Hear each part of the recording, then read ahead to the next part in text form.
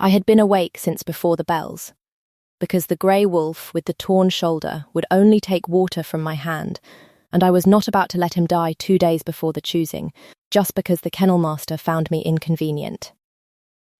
That was the kind of morning it was. Stone cold under my knees, the smell of pine pitch and old straw, and a wounded animal deciding whether to trust me or take my fingers off. I won the argument the way I won most of them down here, by being patient longer than anyone expected a kennel hand to be. My name is Wren. I was 23 that winter, old enough by pack law to be anything I wanted, which in practice meant I was permitted to be exactly what I was, the woman who tended the broken wolves no one else had the stomach for. The hall had its warriors and its healers and its decorated daughters. I had the kennels, the cold end of the fortress, and a lamp that someone kept leaving lit for me on the long nights. I had never figured out who. I assumed the steward, the way you assume a thing rather than look at it, because looking might mean it mattered. The choosing was the next day. I want to be honest about how little I cared. A king picks a queen. The hall holds its breath. The ranked daughters wear their mother's iron and their grandmother's ambition, and the kennel hand mucks out the straw and listens to it through the wall. That was the order of things. I had made my peace with the order of things by deciding very privately that I found it funny. The grey wolf drank. I scratched the place behind his ear that wolves pretend they do not have, and he leaned his whole ruined weight into my palm, and I thought, there. That is enough king for me. A creature who needs you and will not say so. I did not yet know how right I was about that. They came for me the next evening, 2 of the steward's boys, scrubbed and nervous, with a kirtle of plain grey wool that was finer than anything I owned. Every wolf of the pack was required at the choosing required, the boys stressed. Twice, and I understood that to mean: be present, be invisible. Stand at the back, do not embarrass anyone. I could have refused. I want that on the record too. A wolf can decline the hall. The price is the cold shoulder of every neighbour for a season, but it is a price you can pay. And I had paid worse. I went because I wanted to see it. Because watching the powerful arrange themselves is the closest a kennel hand gets to theatre, and because I will admit this once the lamp had been lit again that morning, and I was in a mood to be looked at by no one, and to enjoy it. The great hall swallowed the whole pack, and still had room for its own echo. Firelight on grey stone, the wolf throne black against it, antler and old iron. The ranked daughters stood in the front 3 rows like a field of banners. Dagy of the river holdings stood first among them, because of course she did silver in her braid, a warrior's scars she had earned and never let you forget, and the particular stillness of a woman who has already been told she has won. I went to the back. The back was where I belonged and, more to the point, where I could lean on a pillar and watch. Then the king came in, and the hall did the thing it always did around him, which was forget to breathe. I had seen Eirik before, the way you see weather. From a distance, in passing, a shape that meant something was about to happen. He was tall in a way that did not announce itself, and quiet in a way that did. The legend said he had not lost a challenge since he was 19. The legend said his wolf was the largest seen in 4 generations. The legend said a great many things, and the hall believed all of them, and I believed the part where everyone stopped breathing. Because I watched it happen. He came to the dais. He looked out at the field of banners. And his wolf, I felt it before I understood it. A pressure in the room like the air before lightning. His wolf turned its head, behind his eyes, and looked at the back of the hall. He came down off the dais. You do not, I have since learned, come down off the dais at a choosing. The chosen comes to you. That is the entire architecture of the thing, the ascent, the kneeling, the rank made visible in who climbs toward whom.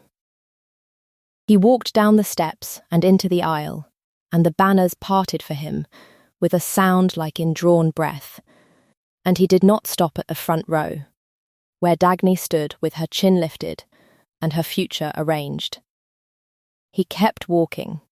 Every head turned to follow him, and I watched the turning travel down the hall toward me like a wave deciding where to break, and I had time for exactly one clear thought, which was, he has made a mistake. Someone should tell him. It will not be me. He stopped in front of me. Up close, he was not weather.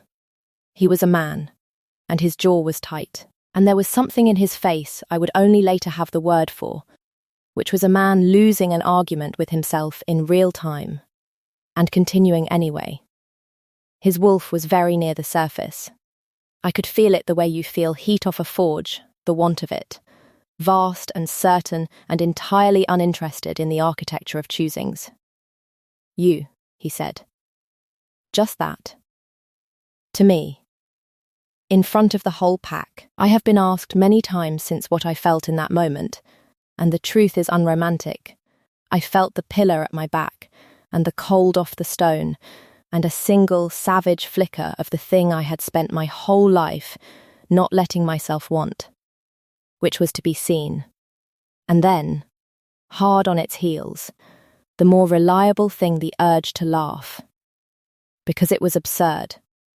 Because kings do not walk the length of their own hall for the woman who smells of kennel straw.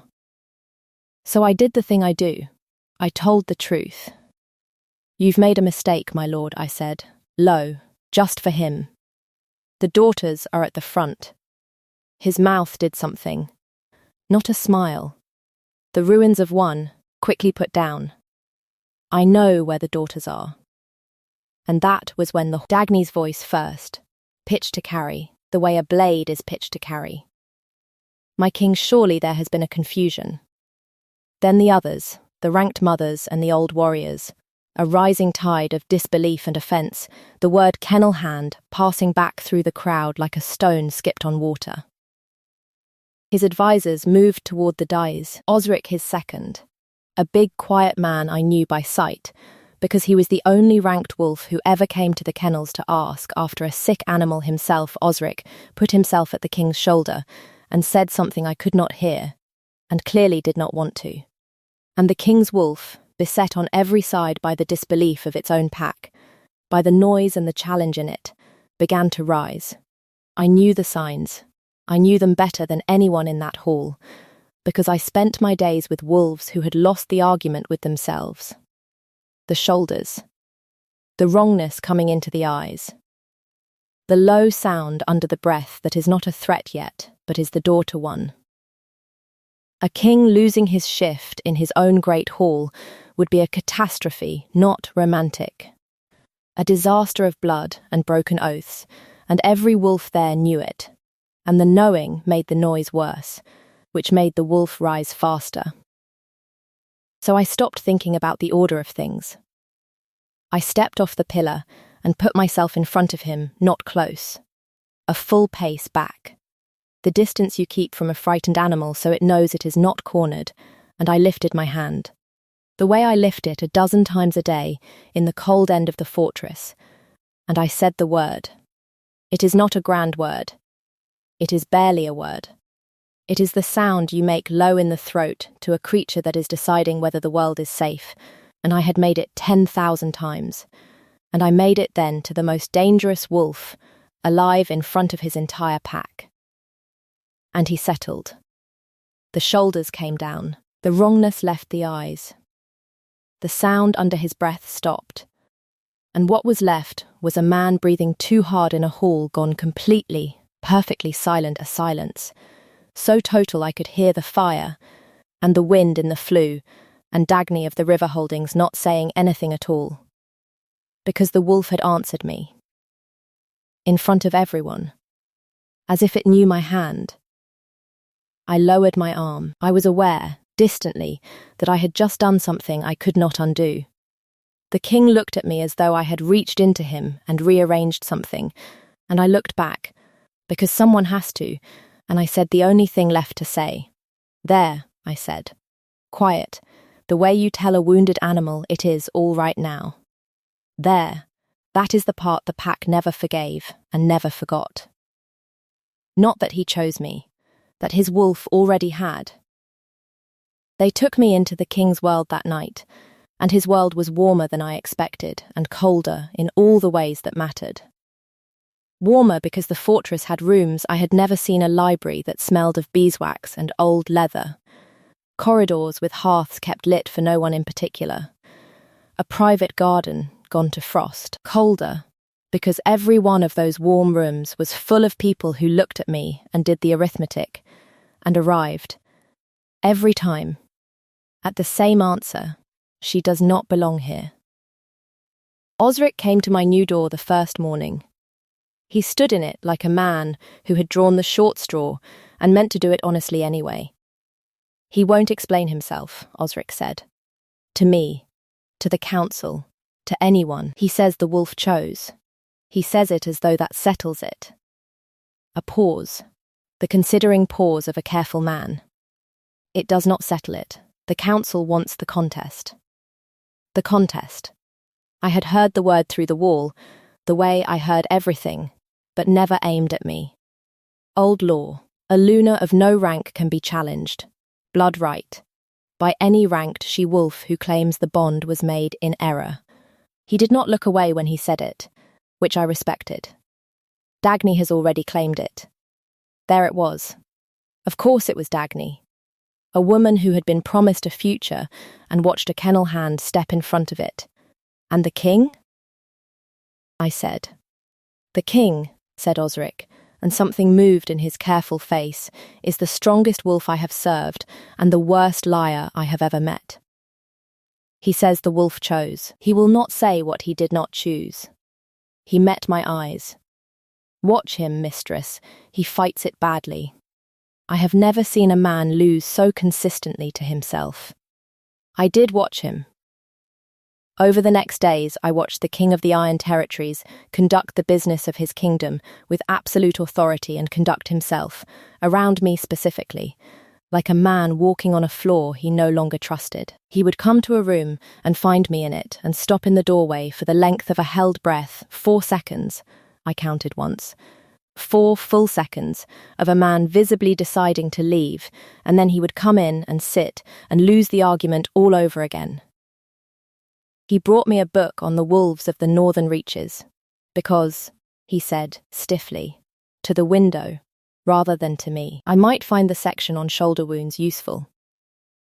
He left it on the table and did not stay to see me take it. He crossed the hall to avoid me and ended up beside me anyway, every time, as though the floor itself sloped toward me and he was too proud to be seen sliding.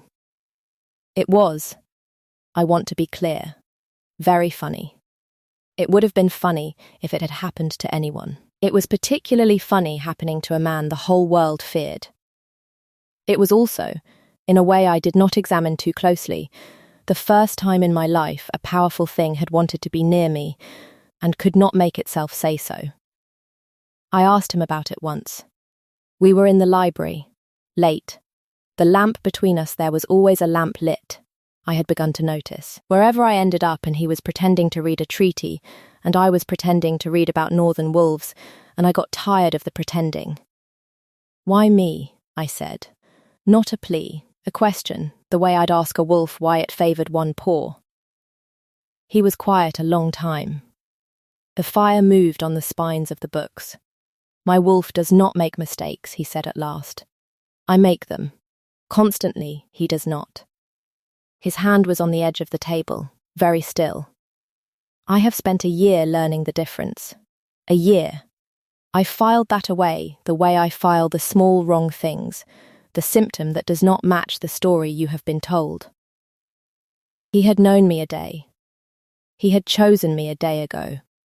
What had he spent a year learning? He did not say. He set the treaty down too carefully. I was learning to read the care he put into setting things down. It was the most honest thing about him, and he left. And the lamp stayed lit behind him. And I sat with the wrongness of the word year until the oil burned low.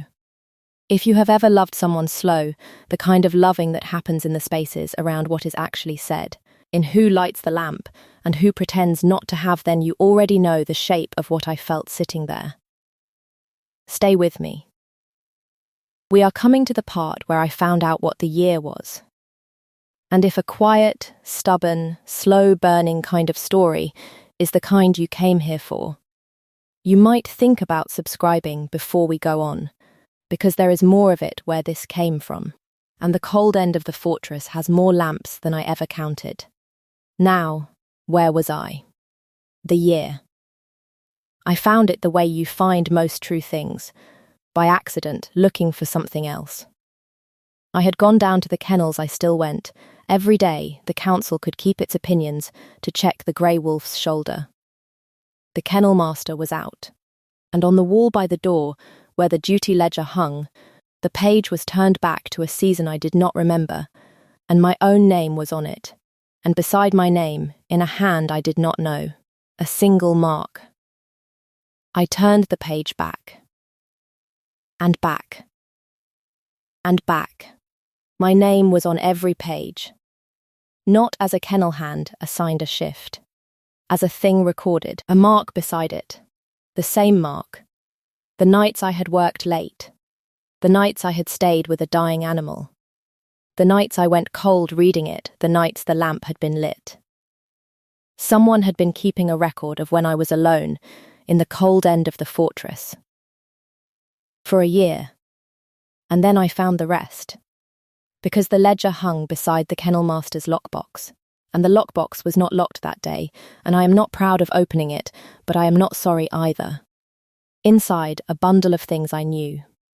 The lamp's spare wick, trimmed and ready. A flint. A note, in the same unknown hand, to a steward who could not have been the man I'd imagined. 4 words. Keep her door unbarred.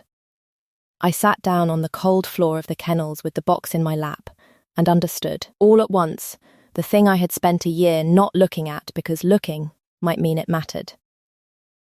It had never been the steward. It had never even been the wolf I had told myself, the night of the choosing, that the wolf had recognized me, that it was instinct, the bond. A beast's certainty I could forgive a beast for, because beasts do not know better. I had let myself believe it was the animal. Animals are allowed to want without explaining. It costs them nothing. It was the man. Every night for a year, the man proud, controlled, the strongest wolf alive had trimmed a wick with his own hands and lit a lamp for a kennel hand he had never once spoken to, and unbarred her door against the cold, and written her name in a ledger like a thing he could not afford to lose, and told no one, and walked the long way around me in daylight so that no one would see what he did in the dark. The wolf had not chosen me at the choosing. The wolf had chosen me a year before, the way wolves do, all at once and forever. And the man had spent that year choosing me too, slower, in secret, 1 lit lamp at a time, and then walking into his own hall and pretending, to the whole pack, and to me and most of all to himself, that it was the wolf's doing, and not his own. He had let me forgive the beast for what the man had done. I was still sitting on the floor when he found me.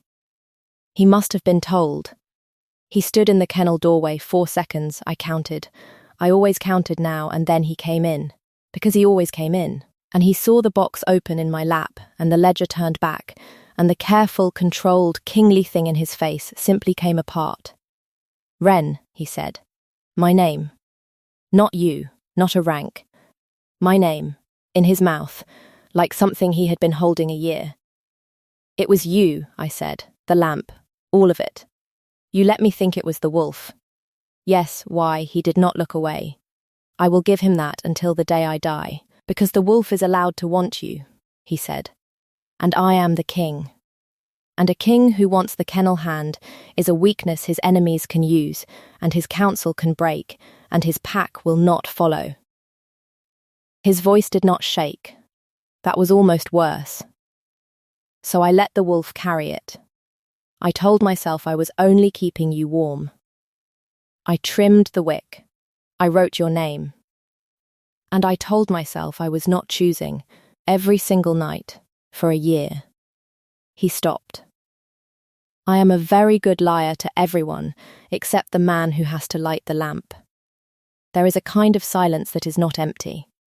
We sat in it on the cold floor of the kennels, the king and the kennelhand, and the grey wolf with the torn shoulder watched us both with his ancient yellow eyes as if to say, "Finally, you absolute fools, finally I did not kiss him then.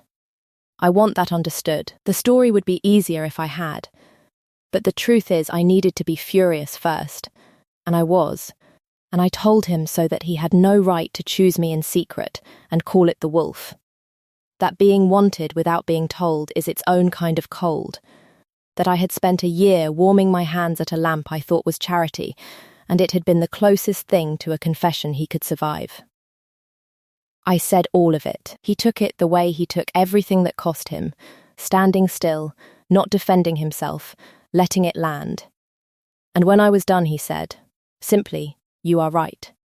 And then, I will say it in daylight now. Whatever it costs." It cost a great deal, and Dagy made sure of it. The contest was set for the dark of the moon, in the great hall, before the whole pack, because Dagy understood. As I was learning to understand, that the pack does not forgive what it cannot witness, and does not believe what it has not seen. She had claimed blood right. By the old law, I could not refuse it. By the old law, the king could not fight it for me. That was the cruelty of the thing Dagy had chosen. She had found the one fight Eirik was forbidden to enter. "You can yield," Osric told me, the night before, in the cold end where I still slept by choice. "Yield the claim. Go back to the kennels. He will not stop loving you. He will not be able to. But you will be alive. And he will lose the pack," I said. "A king who's chosen yields to a challenge is a king who chose wrong. They'll never follow him again." Osric was quiet. "Yes, then I'm not yielding." He looked at me for a long moment, the careful second who had told me to watch the king fight himself. "No," he said. "I did not think you would." Mistress, and it was the first time he'd said it without the short straw weight on it, watch her hands. Dagy does not fight to win. She fights to make him watch. Whatever she does in that ring, she will do it where he can see, because the council half believes already that he is bewitched, and a king who breaks his own law to save a kennelhand proves them right. He paused. She wants his wolf out, in front of everyone. She wants him to lose the argument with himself, one last time, publicly, and end himself doing it. I thought about that all night. I did not sleep. The lamp stayed lit. The hall on the night of the contest was the same hall as the choosing, and entirely different. The same field of banners, the same wolf throne, the same cold off the stone, but the silence in it now was a held blade. And the king sat the throne like a man bound to it, because by the old law he could watch, and he could not move, and Dagy knew it. She came into the ring in her grandmother's iron. And she was beautiful, and she was good. I will not pretend she was not good. She had earned every scar, and I came in plain grey wool, with my hands that knew wolves, and not much else. And the pack made the sound a pack makes when it has already decided how a thing will end. We circled. She was faster. She drew first blood, a line along my arm, shallow, a message rather than a wound, and the pack roared, and I heard, under the roar, the throne creak as the king's hands closed on it.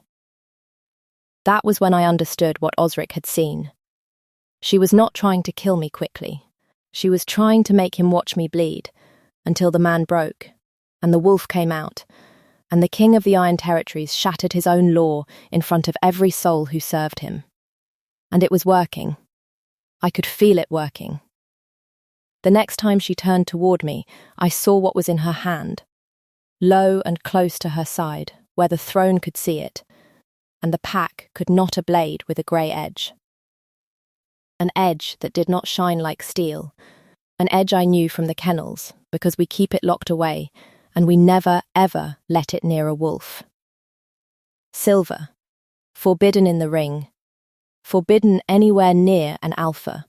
One cut from it, and his wolf, if it came out, and it was coming out, I could hear it in the sound he was making on the throne. One cut, and the strongest wolf alive would go down like the grey-shouldered animal I'd fought to keep alive on a cold morning a lifetime ago.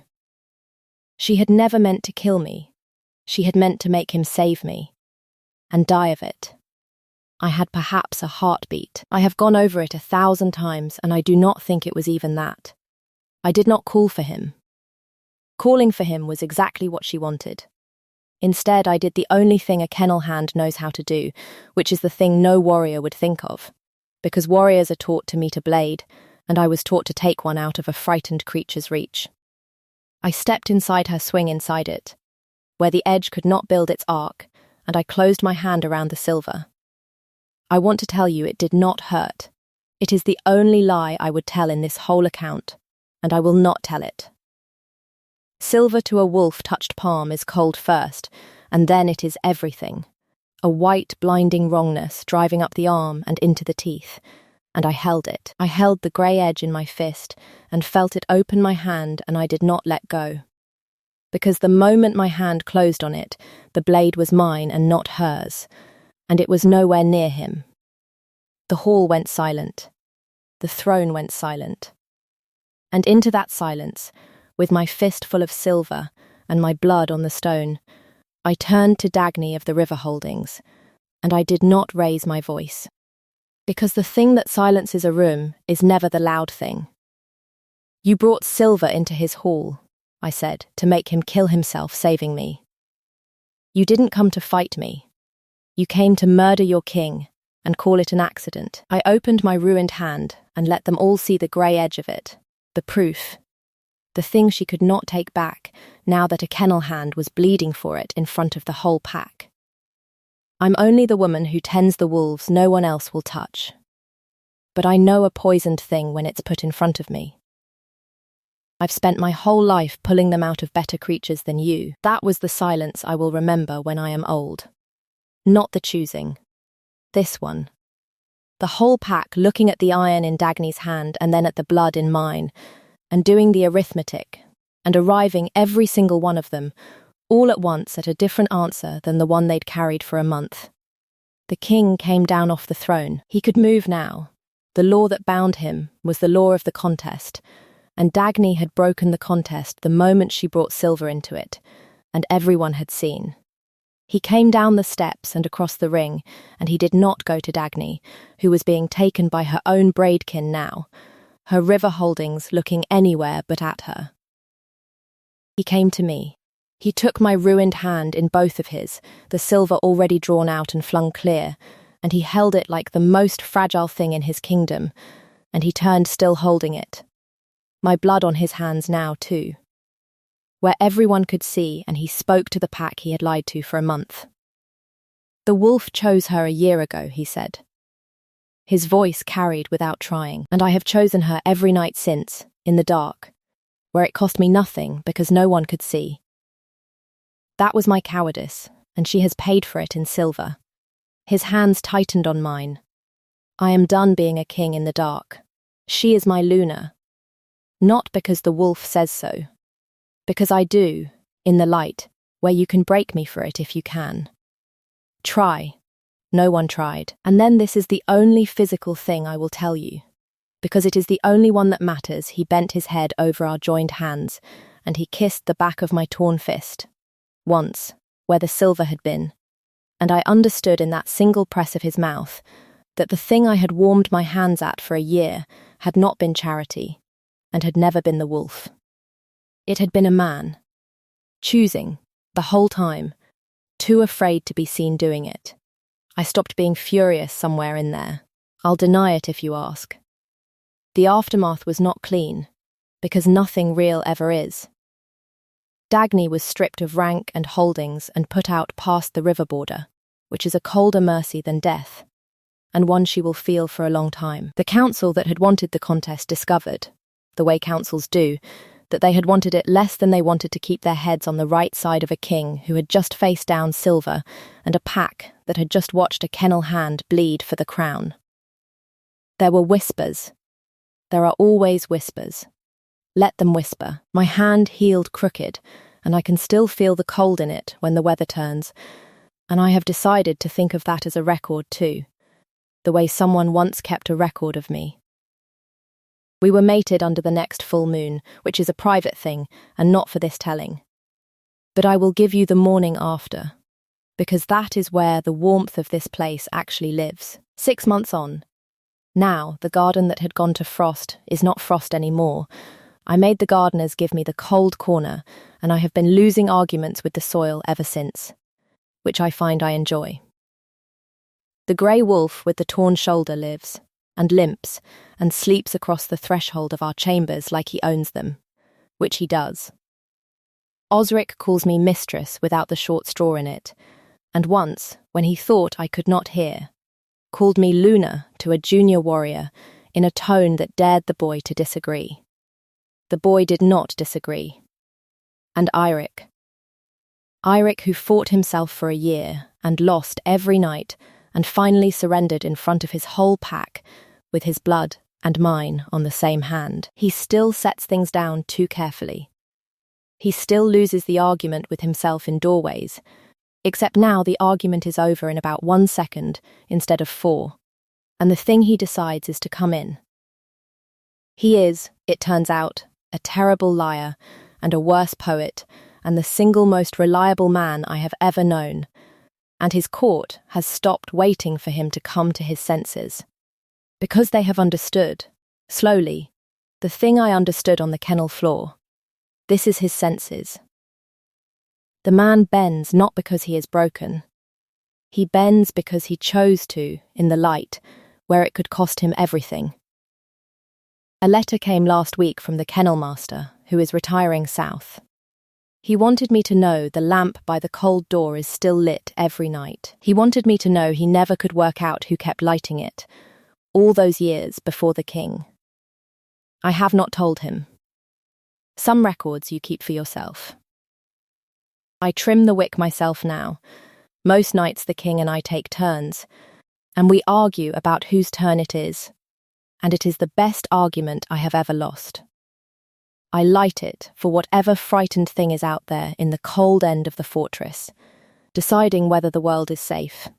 It is. I checked. It took a year and a fistful of silver, but it is. So tell me, did you see it coming, that it was never the wolf? Or did you forgive the beast right alongside me? Come down to the comments and tell me where you're listening from tonight. I read them by lamplight, and I always want to know who else is awake in the cold end of the world. If this is the kind of story you stay warm by, subscribe and stay close. There is always another lamp lit here, and another wolf deciding to trust a careful hand. Until the next one, mind the cold.